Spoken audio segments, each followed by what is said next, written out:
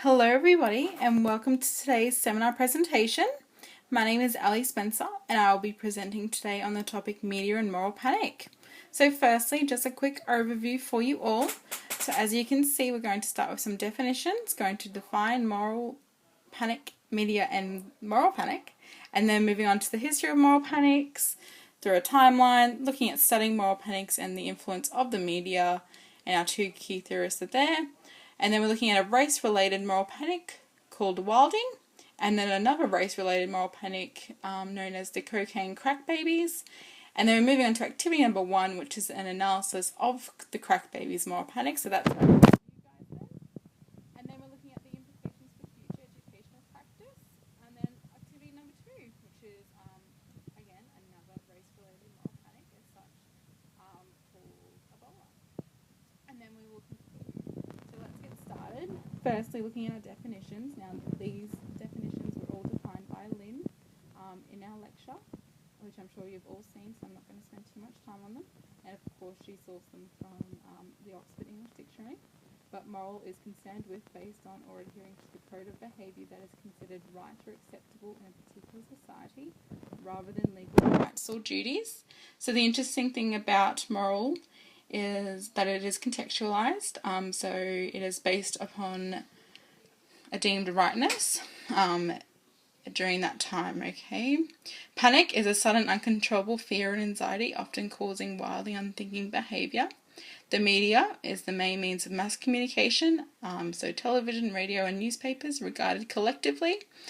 So therefore, moral panic can be defined as a situation in which public fears and state interventions greatly exceed the objective threat posed to a society by a particular individual or group, who is/are claimed to be responsible for creating the threat in the first place. So this definition has been provided by Dr. Scott Bond, an Associate Professor of Sociology and Criminology, which offers an invaluable insight into how and why powerful social agents such as law enforcement and news media have the ability to use their power to create public concern or fear.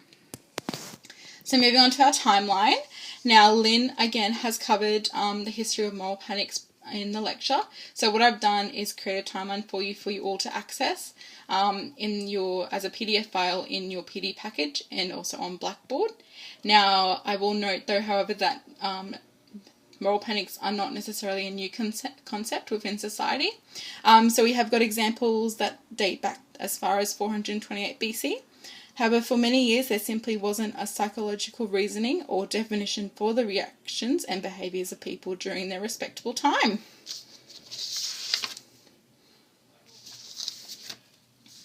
So moving on now to studying moral panics and the influence of the media. Sorry guys.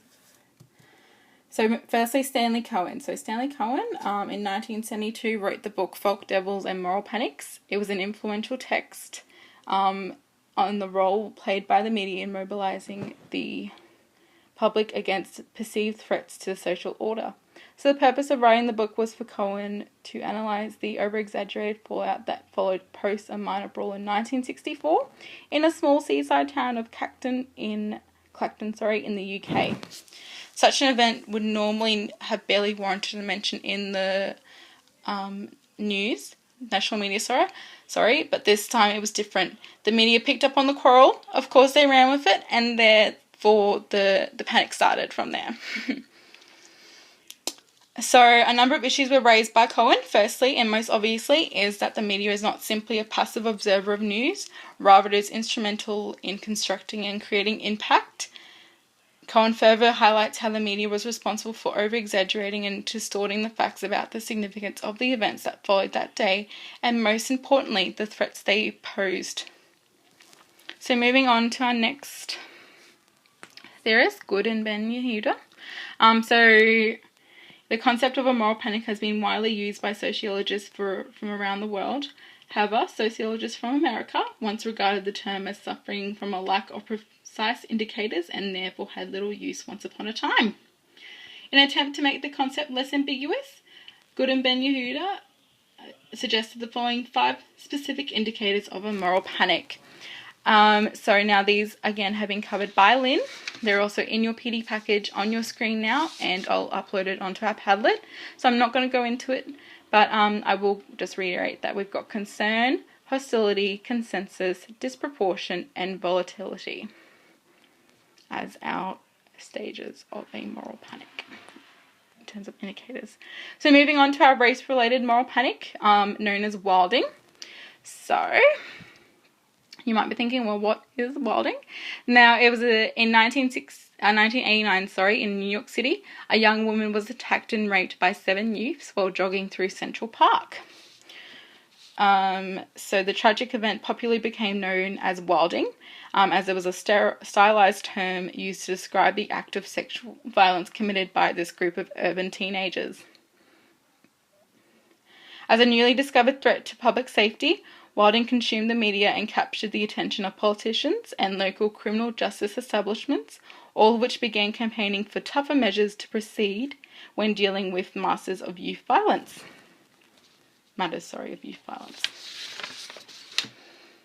So moving on,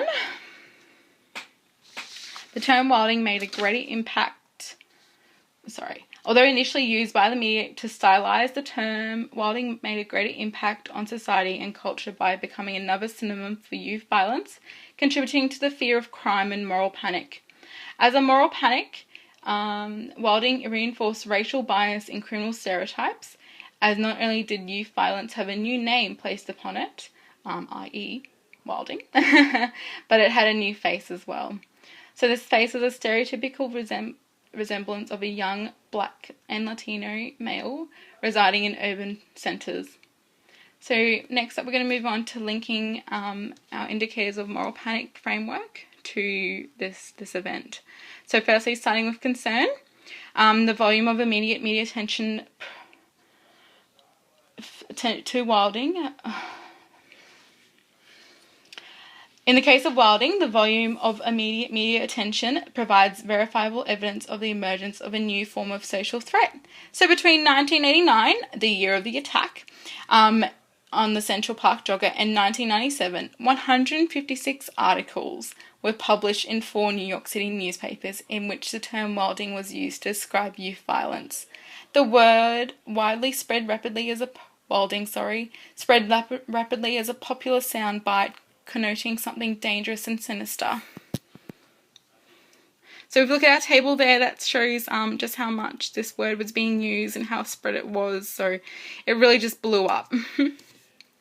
Moving on to consensus. So by directing attention to wilding, the media contributed to a growing consensus that there was a new menace threatening society. In conjunction to this, politicians also weighed in on the problem by proposing legislation that would create harsh penalties for wilding for those who were caught of wilding. Each of these interdependent activities implied that there was a general belief that the community faced a new menace that should be controlled by specific criminal control measures. Moving on to hostility. Okay, now hostility is a big one because there was a lot of hostility around this. Aimed at the group and at many others. So in the case of the Central Park wilding incidents, hostility was channeled through racial criminal stereotypes that adversely affected the way the suspects were initially processed by the police. So what I mean by this is ordinarily the names of minors who are accused of crimes are withheld. However, in this case, detectives made the names public who are going to be charged for the attack, and they stated this was due to the seriousness of the incident. So this created a feeding frenzy characteristic of tabloid journalism. The media immediately and repeatedly identified the suspects, 5 of whom were under the age of 16, not only by their name and photograph, but also by their residential address. Okay, so they had no privacy. Their worlds were turned upside down. And yeah, so the media fueled the growing hostility even more, because if they hadn't done enough, by applying synonyms to the term wilding, like wolfpack, for example. So this occurred whenever they were reporting on the incident. The use of these terms and other metaphors not only served the media's interest in dramatizing news stories, but they further contributed to the stereotypes produced by hostility, thus contributing to the moral panic and fear of crime. By making animal references, lawbreakers were humiliated, vilified, and dehumanized.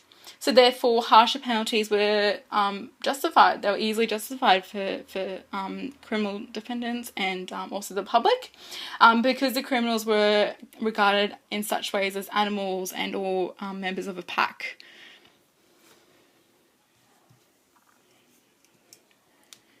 So there's a couple of news headlines there for you from the incident. So we can see there that wolf pack has been used quite a bit. We can also see just how exaggerated this is. These teens got a really bad rap, and yes, they did a horrible thing, but the media just took it overboard. Prey, wolf pack, like all those sorts of words just really set a lot of fear for a lot of people.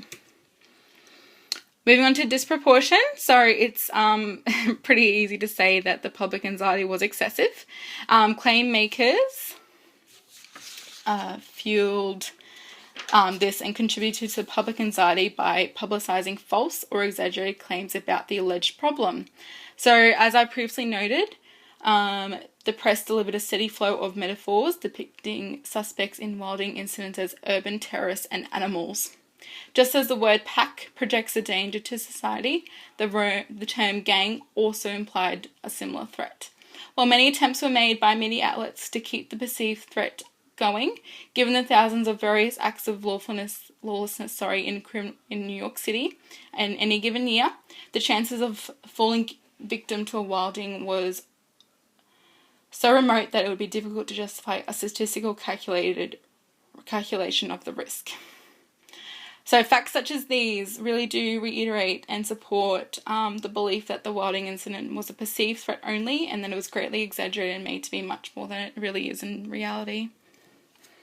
So moving on to our last one, volatility. So wilding as a form of moral panic was clearly volatile, given the burst of immediate media attention, along with criminal justice and political rhetoric, all of which faded after the Central Park trial went to court. So similarly, public anxiety over wilding seemed to have vanished as the threat disappeared from news headlines.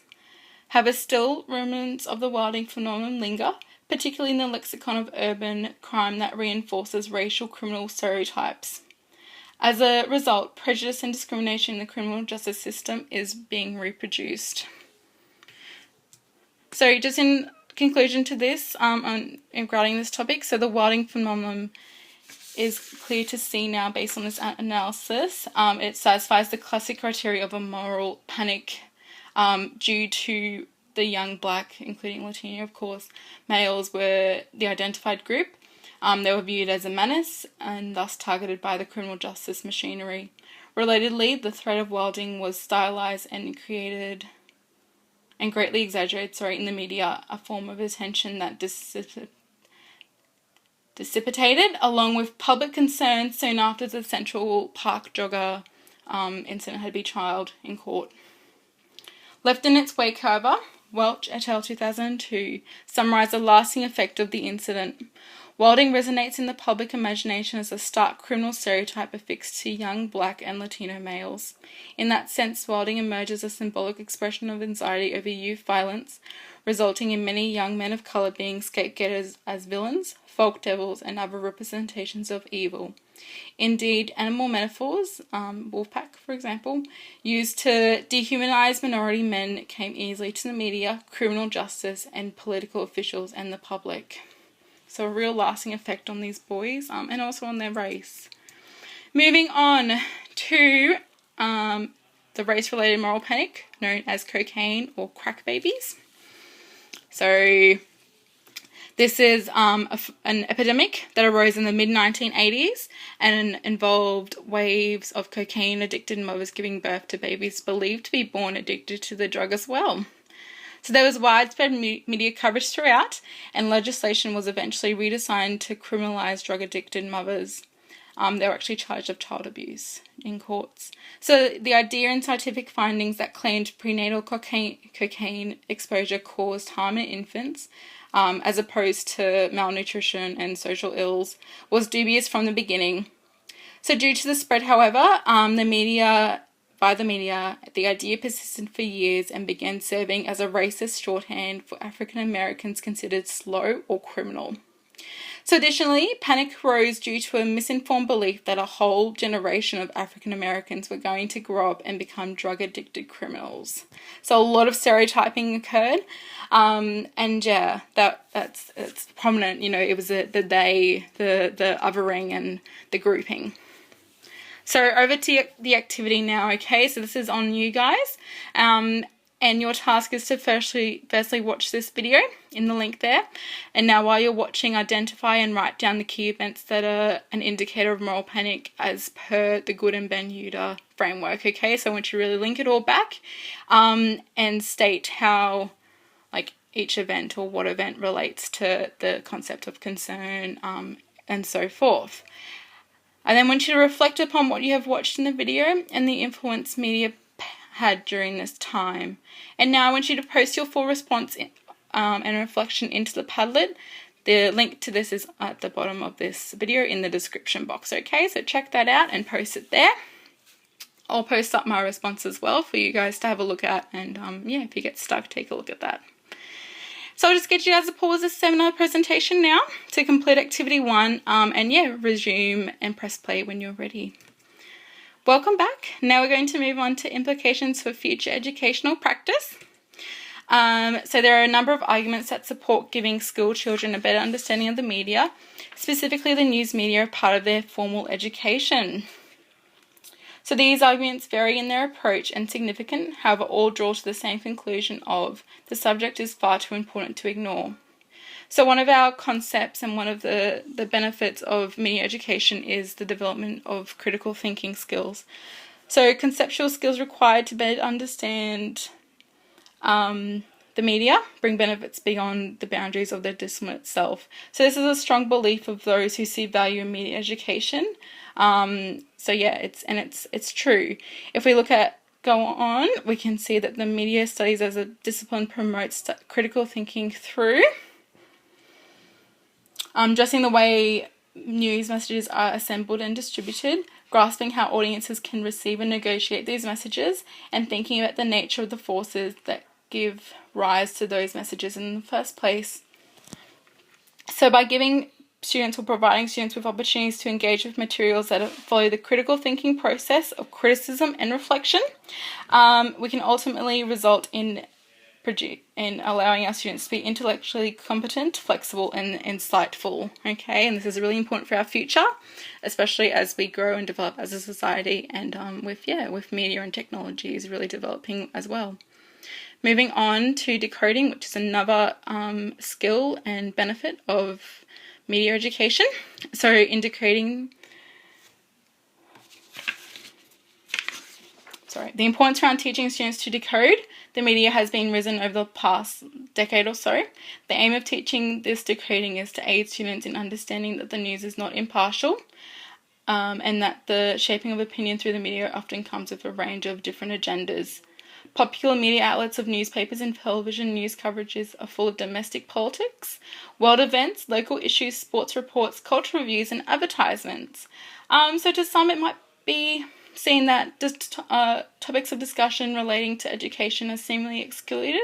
However, this is only at first glance. So when we really look at it closely and scrutinise it, we can see that a fairly consistent stream of education-related topics in recent years, expanding from funding levels for private schools, multicultural education, and literacy standards and practices to issues of drugs and violence in school, all representing particular sets of stances in relation to these topics.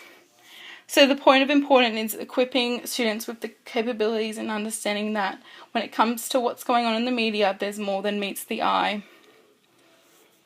So we're going to move on now to the relevance that media and moral panics holds with education.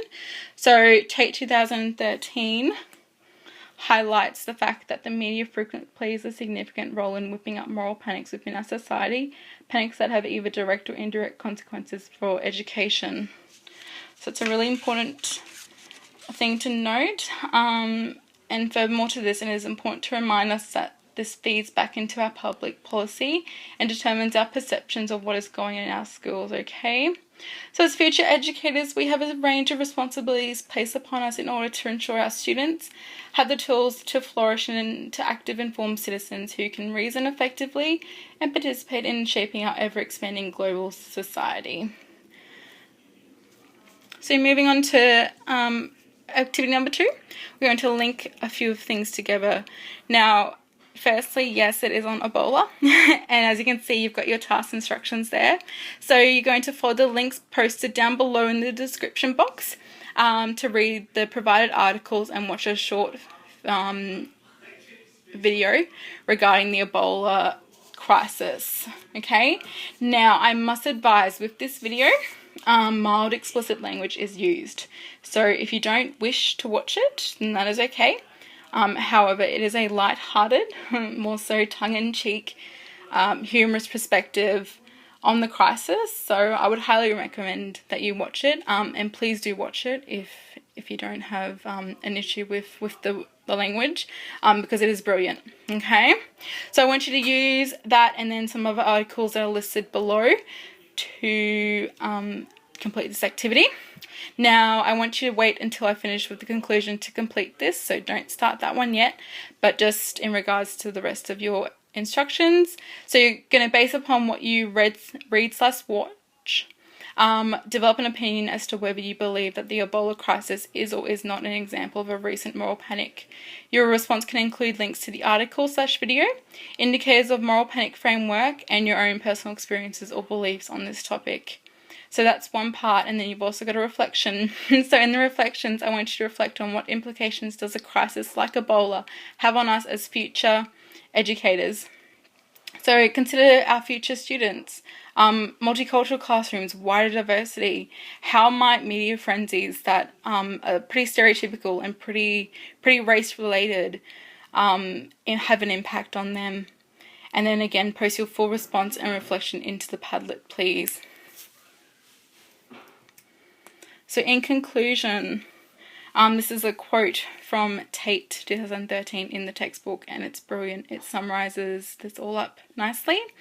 And I'd just like to mention that I hope that today the session has been helpful in providing an explanation, reasoning, and analysis, along with some clarity into media and the moral panics, and also its connection to education. So this quote is what I'm going to leave you on today, and don't forget about that activity. But it says, what we can do is educate ourselves and our children about the ways the news media works. We can recognize its importance, but equally understand its frailties and identify those areas where it often fails to meet our expectations. Just as the media serves the function of holding many of our most important social institutions to account, it is equally important that we also learn the necessary skills to hold the media to account. Okay, so just a couple of reminders for you guys. Complete activity 2 now, please. Okay, so go do that, post it on the tablet. And then just a massive thank you to you all for your participation during this seminar. Don't forget to fill out the reflection form, which is also on the Blackboard site. And yeah, thank you all very much. Hope you have a great day, okay?